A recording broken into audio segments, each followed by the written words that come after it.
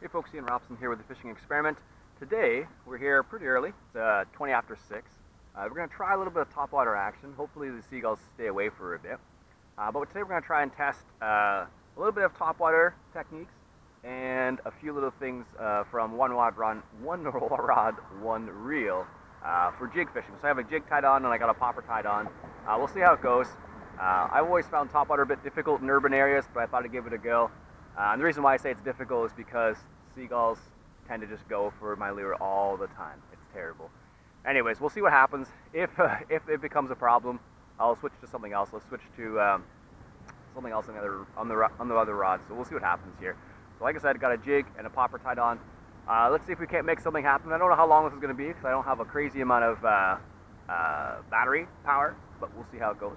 Hopefully we'll get at least one fish on camera and we'll go from there. Anyways, like I said, we're testing jig techniques and we're testing topwater stuff.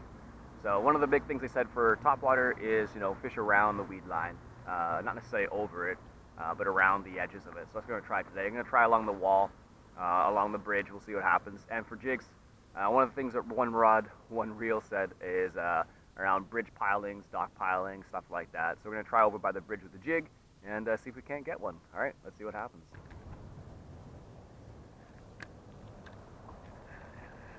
Fish on! Oh, a little tiny bass. He went for it as soon as I hit the water. That's awesome.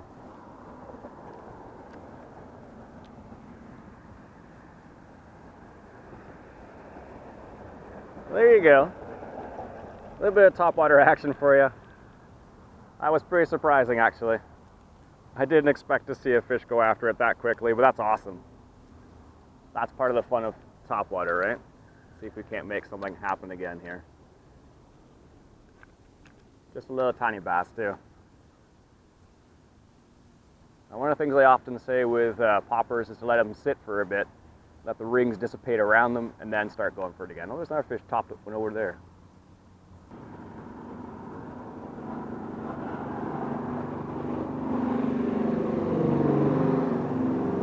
Fish on! Oh yeah, with the jig.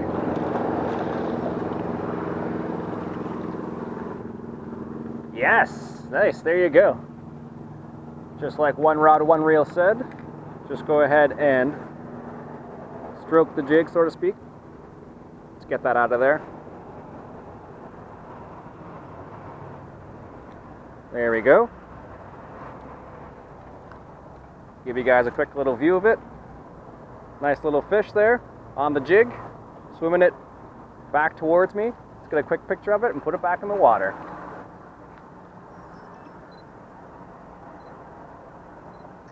There you go, folks.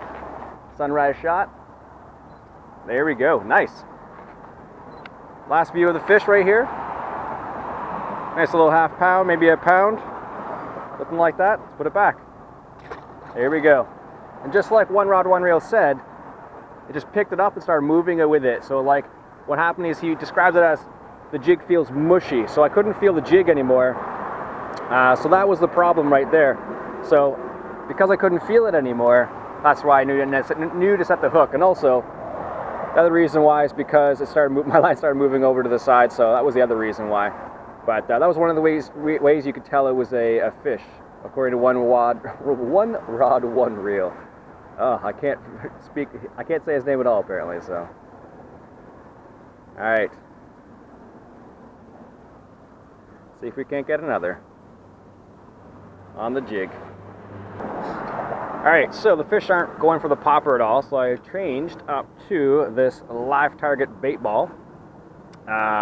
We'll see if we get something on it. They seem a little bit in a chasing mood. We'll see what happens with this. So I've had some luck with this little guy before. Expensive little lure though, it's like $17. It's crazy, so got it in a mystery tackle box. Alright, let's see if we can get some out of this. Then we'll move to spots to see if we can get another on the jig. Oh, fish on, little perch. Oh, fell off. There you go. A little live target bait ball can catch more than just bass. That's awesome. I saw him following it too, and I wondered if he was going to go after it or not. Alright, so I just had a fish on, just managed to get it. Didn't get a chance to pull it out of the water, but hopefully we can get another one. My battery decided to die. We'll see if we can't get one last one.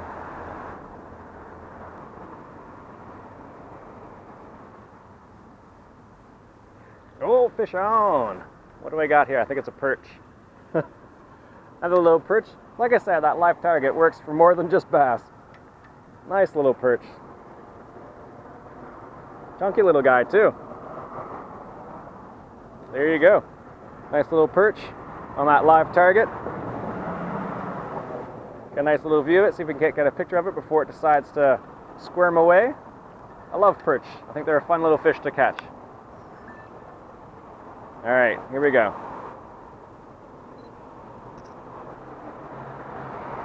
Oh, there he goes. Got a little picture of it. So there you go, that little live target catches perch as well. They're aggressive little guys too.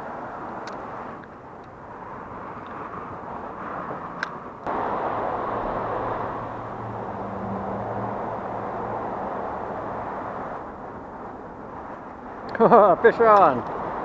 There you go, a little tiny bass. Right underneath the banks, or the Bronson Bridge actually. Look at that little guy. I didn't think I was going to get anything underneath here, but there you go. Get out of there. A little tiny bass. Cute little guys, put them back. There you go.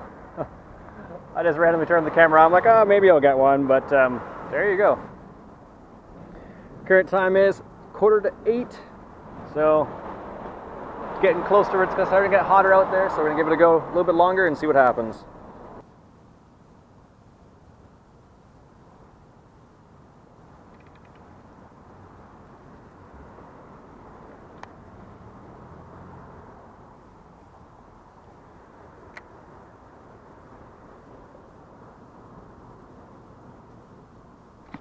Fish on! Oh, nice one too. It's got a follower as well. Alright, let's get this guy here. Alright, right by the dock like Mike said.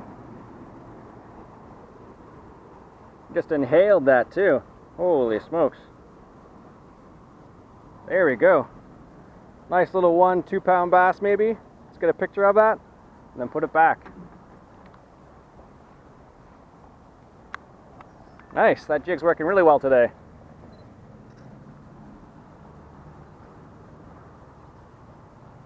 There we go. Last look. Let's put it back. There we go. See if we can't get that follower with him.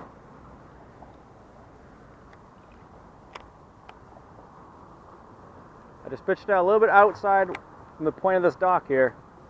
And if this just picked it up. Just swimming it back slowly.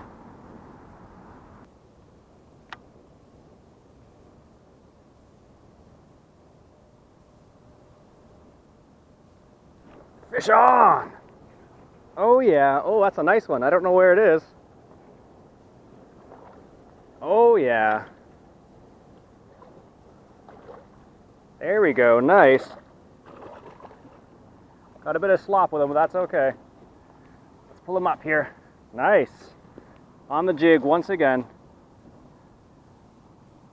There we go. Right in the top of the lip, right where you want it. Nice, that's a chunky little bass right there. Look at that, nice. Very nice. On the jig, around a tree. Get it back in the water here.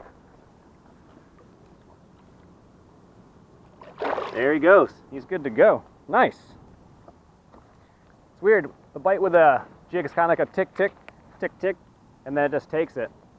That's what I found at least. So, are you new to using jigs? I'm pretty new to using jigs. I just started using them this year. And if you're new to using them, definitely try that out.